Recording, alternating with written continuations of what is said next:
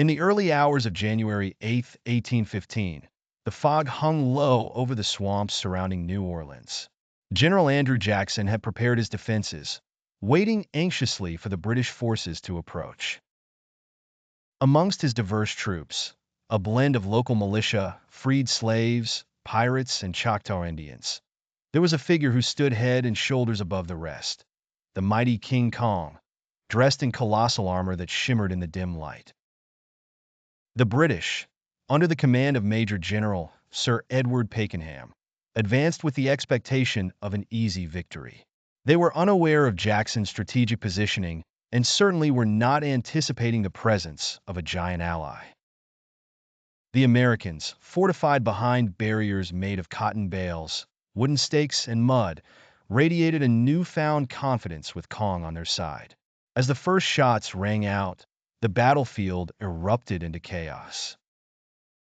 The British artillery thundered in response to the American positions, but each cannonball seemed insignificant as it was either deflected or absorbed by Kong's indestructible armor. Emboldened by their invincible companion, the American troops maintained their line, exploiting the swamp's natural defenses and their familiarity with the terrain. King Kong moved swiftly and ferociously, every step shaking the ground.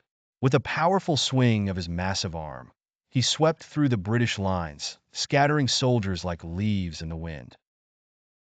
The disoriented British troops struggled to regroup as Kong roared, an echoing sound that sent waves of fear rippling through their ranks. The battle waged fiercely. Pakenham, eager to regain control, pushed his men forward. The British surged toward the American defenses, but they were repelled by the unyielding firepower and Kong's relentless attacks. Each time they advanced, Kong answered with a barrage of crushing blows, overturning artillery and scattering soldiers. Despite their superior numbers, the British could not break the determined American line fortified by Kong's might. Finally, the British leadership began to falter. Pakenham himself was struck and fell in the confusion of battle.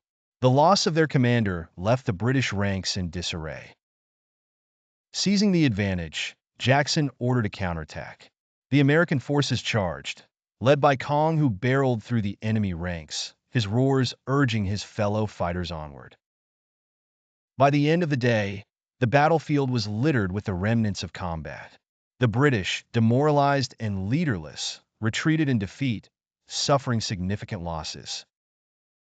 Andrew Jackson's strategic victory and King Kong's legendary presence solidified the defense of New Orleans and became a tale unmatched in history. Jackson's forces celebrated. Their victory was unexpected and glorious. They hailed Kong as a hero alongside Jackson and his men, a symbol of unity and unexpected strength. The Battle of New Orleans would be remembered not only for the unlikely victory against a superior force, but for the epic entrance of a mythical giant into human warfare.